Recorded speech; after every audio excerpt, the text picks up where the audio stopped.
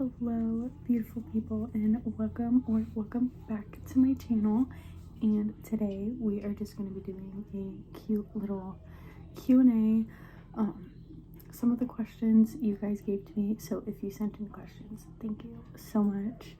And the other questions are from Destiny Sidwell's End of the Year book tag. So we have a few questions here, so let's just jump right into it.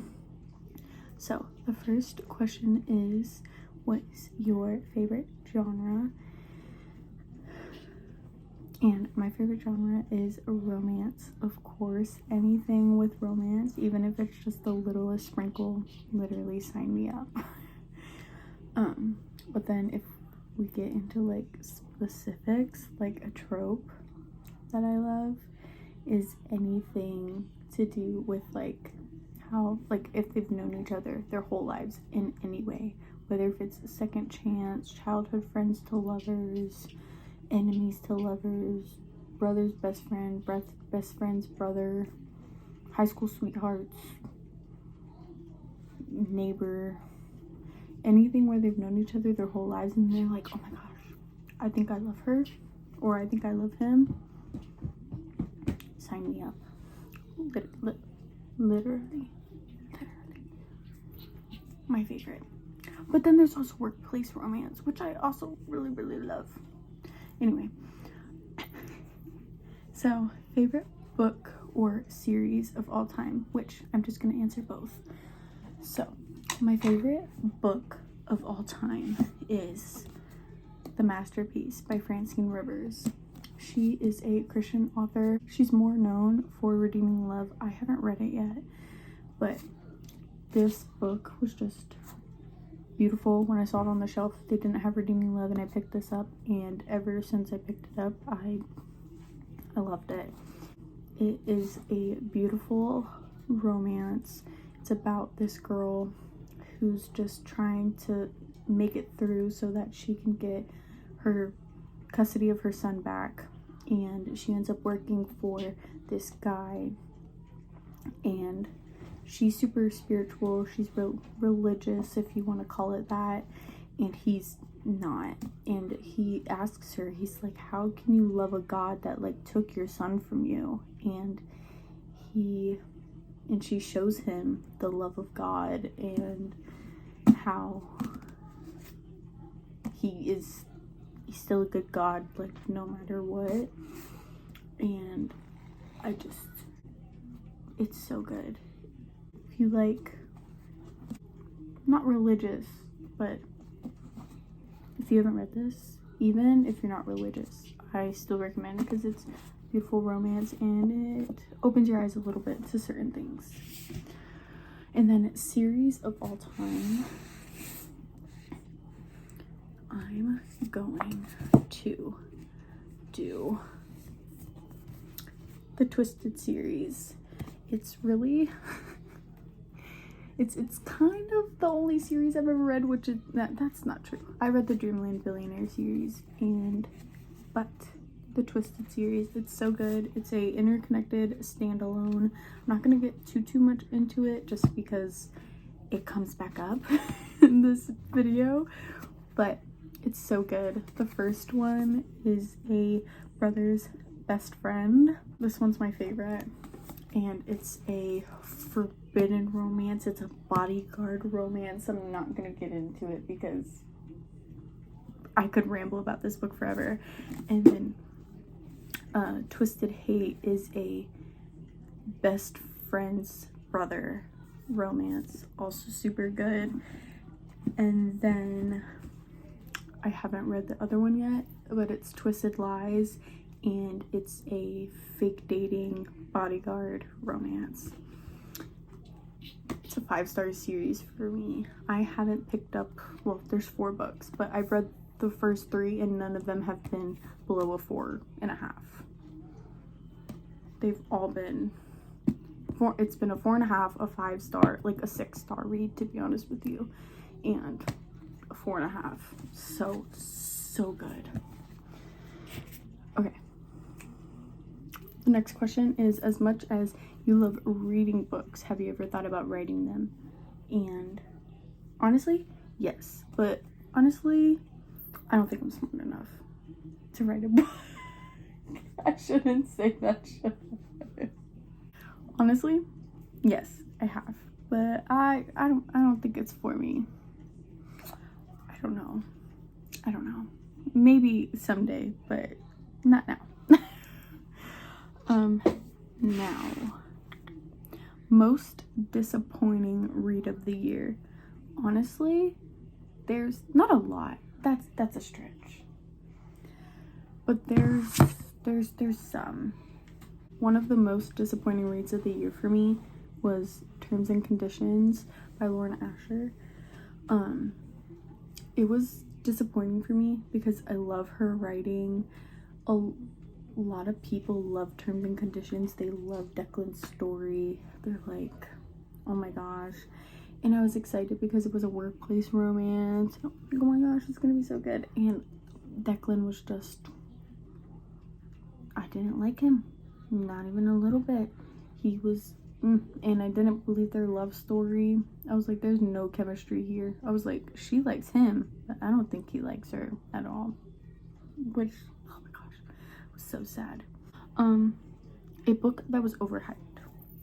I don't even have the physical copy of this book because I disliked it so much. I literally gave the whole series to my sister. I was like, here you go, you can have this. And that is A Good Girl's Guide to Murder. So overhyped. I did not get it at all. I guessed like within the first like 2 chapters who actually did it. Or I don't think she gets introduced that early, but whatever. Like I knew what was gonna happen. It was predictable to me, and it wasn't even young adult. It was just for a younger audience. Literally, my sister is in middle school, and I was like, here, read this book. I was so disappointed because it was so overhyped. I was ready to go into it and be like, oh my gosh, 5 stars. No, literally got a 1 star for me. Anyway, okay, favorite book couple of the year. You better plug your ears, babe, because I've talked about this book so many times. Miss Bridget and Reese Larson.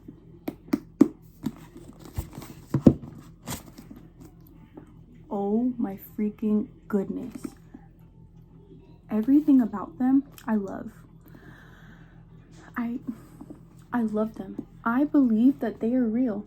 They're over there doing their thing. They're over there and they're ruling it over there. You cannot tell me that these people aren't real. You cannot tell me that these are people on paper. You cannot convince me otherwise. Like I said earlier, it's a forbidden romance. It's a forbidden romance. It's a bodyguard romance. It's grumpy sunshine. It's perfection.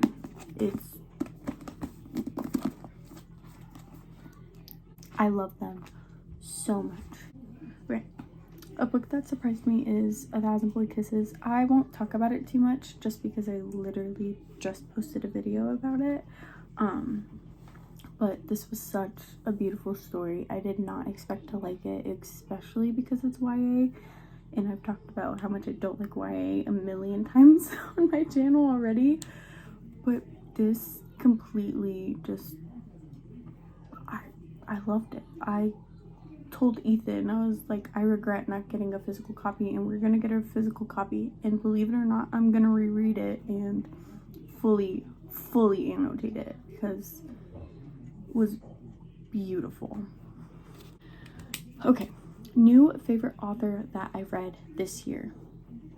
Honestly, I have 3, which is crazy. So the first one that I'm going to talk about, just because we already know, is Miss Lucy Score.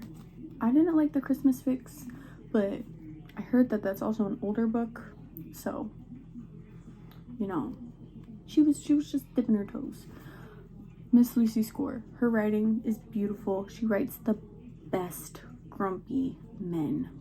Just love.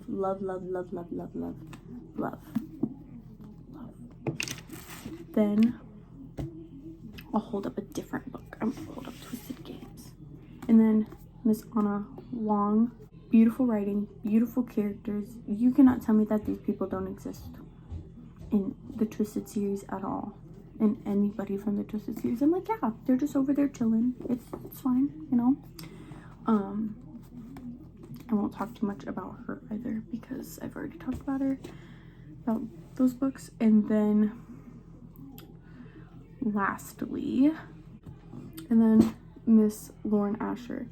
Yes, I didn't like Terms and Conditions, but the fine print was a 5-star for me, and I love her writing. I love the way that she wrote Rowan. Zara was the cutest female main character ever. I love. Okay, so next is longest. Oh my gosh. Okay, the next question is longest and shortest book I've read this year. Longest book was by a thread, 548 pages. And then shortest book I've read was Meet Me on Christmas Eve, which was 201 pages.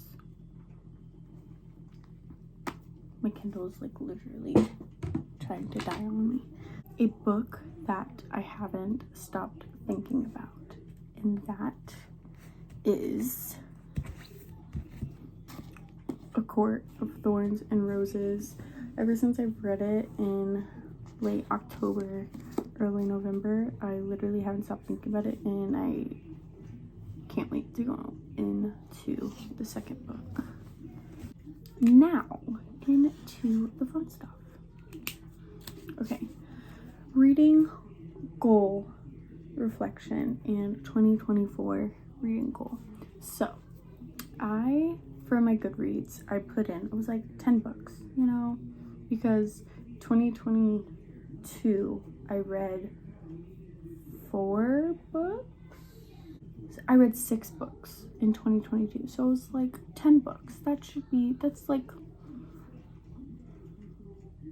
That's less than 1 a month, you know? Like, you know, I can do 10 books. I've read 17 books, and there's still 3 weeks left in the month. I will say that I only read 17 because I started my book channel. So then I started actually like trying to read more, and like instead of, you know, scrolling on TikTok, I deleted TikTok. Instead of, you know, doing random things, I put my time into reading, and that's going to be my goal for next year, is to just prioritize reading instead of, you know, doing random useless stuff that takes no brain power. So my 2024 reading goal be kind of crazy. Well, not crazy. I don't think I've said anything to Ethan, and he's sitting over there. My 2024 reading goal is 24 books. That's 2 books a month, y'all. Like, that's a lot of reading. That's a lot. But you know what? And especially to go from, oh, I'm gonna read 10 books in 2023 to saying I'm gonna read 24. Like, that's crazy. But you know what? I'm excited. I'll probably, I don't know. I'm not gonna say I'm gonna probably read more than that, because we'll see how it goes. But yeah. And then the last question is, after 2023 reading, what are you prioritizing in 2024 reading wise? And there's a couple different things. I want to, like I said, like I want to devote to reading. Obviously, I have other priorities, but when I get the chance to read, I want to read. Another thing is that I want to read more, like, like nonfiction, I guess. And like, not self-help, but like I just want to read things that are gonna challenge me, whether if it's a nonfiction or if it's a really hard fantasy. Like I just want something that's gonna challenge me and like completely change the way that I think. Like 1,000 Boy Kisses, that was just a romance, but it has honestly, it's completely changed my life ever since I've read it. That's my book Q&A. I hope that you guys enjoyed this. It was fun. I got books all over the place now. But I hope you guys enjoyed, and thank you again to the people that did put questions in. I hope that you guys have a good day or night wherever you are, whenever you're watching, and I will see you guys very soon. Bye besties.